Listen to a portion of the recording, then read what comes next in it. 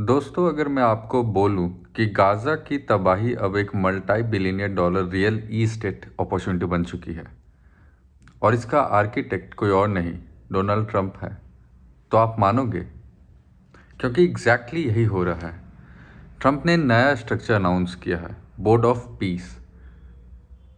नाम सुनते ही लगता है जैसे दुनिया के सारे सेंट्स एक टेबल पर बैठकर शांति का फार्मूला लिखने वाले हैं। पर सच ये है, ये बोर्ड पीस का नहीं, प्रॉफिट का है। ट्रम्प का ऑफिशियल क्लेम है ये बोर्ड गाज़ा में अमन लाएगा, रिबिल्डिंग करेगा, इजराइल पैलेस्टीन कॉन्फ्लिक्ट का फ्यूचर डिसाइड करेगा। सुनने में नोबल काउज लगता है, पर गेम समझने के लिए एक इंसिडेंट को देखना बहुत ज़रूरी है। कनाडा के जो नए प्रधानमंत्री हैं मार्क कैरेनी ने अपने एक स्पीच में बोला, अमेरिका के साथ हमारा रिलेशन अब रिपेयर नहीं हो सकता, इट्स ब्रोकन। बस ये एक सेंटेंस और अगले ही दिन कनाडा को बोर्ड ऑफ पीस के इनविटेशन से कैंसिल कर दिया जाता है। तब समझ आता है ये कोई यूएन मिशन नहीं है, ये कोई इंटरनेशनल पीस समिट नहीं है, ये ट्रंप का पर्सनल क्लब है जिसका नाम ट्रंप ने रखा, रूल्स ट्रंप ने बनाए, एंट्री फी भी ट्रंप ही डिसाइड कर रहे हैं। और एंट्री फी कितनी है? $1 बिलियन। जो कंट्री $1 बिलियन देगी उसको एक चेयर मिलेगा और उस चेयर पर बैठकर वो डिसाइड करेगी कि गाज़ा का फ्यूचर क्या होगा। अब जो कंट्रीज़ की लिस्ट है वो है Jordan, Qatar, Saudi, UAE, Turkey, जो कि लॉजिकल हैं क्योंकि वो रीजन से लिंक्ड है। पर फिर लिस्ट में कुछ ऐसे कंट्री आते हैं जैसे कि अर्जेंटीना, अर्मेनिया, हंगेरी, कजाकिस्तान, प्राग्य। और यह क्वेश्चन ये जन्म लेता है कि इनका गाजा से क्या रिलेशन। दूर दूर तक इनकी बाउंड्रीज मैच नहीं करती, हज़ारों किलोमीटर का डिस्टेंस है। कई लोगों को तो पता भी नहीं होगा कि एग्जैक्टली गाजा में चल क्या रहा है। पर आंसर जो है काफ़ी सिंपल है, सीट फील करनी है, कैपिटल रेज करना है। अब स्टोरी में सबसे इंटरेस्टिंग कैरेक्टर है एक ऐसी कंट्री जिसके बारे में हम सभी जानते हैं, पाकिस्तान। पाकिस्तान के पास खुद $1 बिलियन देने की कैपेसिटी नहीं है, इकोनॉमी उनके खुद आईसीयू में है। तो फिर पाकिस्तान बोर्ड में ही क्यों है?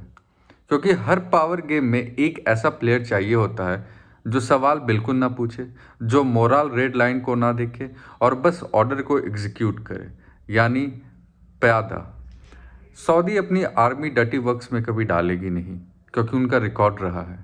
यूएई अपना ग्लोबल इमेज रिस्क में डालेगा नहीं क्योंकि वो कभी कर नहीं सकते हैं, क्योंकि उनका ग्लोबल इमेज ही उनके पूरे कंट्री का सर्वाइवल है। कतर ओपनली डर्टी ऑपरेशन करता नहीं है। तो बचा कौन? बस एक कंट्री जो है पाकिस्तान, जो स्ट्रैटेजिक फेवर डॉलर के बदले कुछ भी कर सकती है। इसलिए पाकिस्तान को उस टेबल पे ट्रंप ने बैठाया। अब चले गाज़ा में, देखिए क्या हो रहा है। गाज़ा में जो मेगा रीबिल्डिंग शुरू होगी, स्काई स्क्रैपर्स बनेंगे, रिसोर्ट बनेगी, पोर्ट्स डेवलप होंगे, तो सिक्योरिटी कौन देगा? ग्राउंड पर बूट डिप्लॉय करेगा कौन?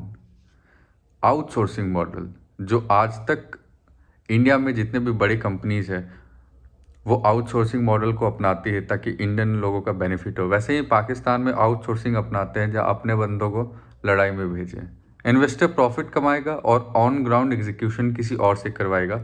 ये टेक्निकल बिजनेस डायलॉग है जो ट्रंप कर रहे हैं। अब और एक क्रूशियल पॉइंट यह है कि यूरोपियन यूनियन ने इस बोर्ड को रिजेक्ट कर दिया। फ्रांस, यूके, स्वीडन सब डिक्लाइन किए। रशिया नहीं आती है और चाइना चलेगा नहीं। बचा इंडिया।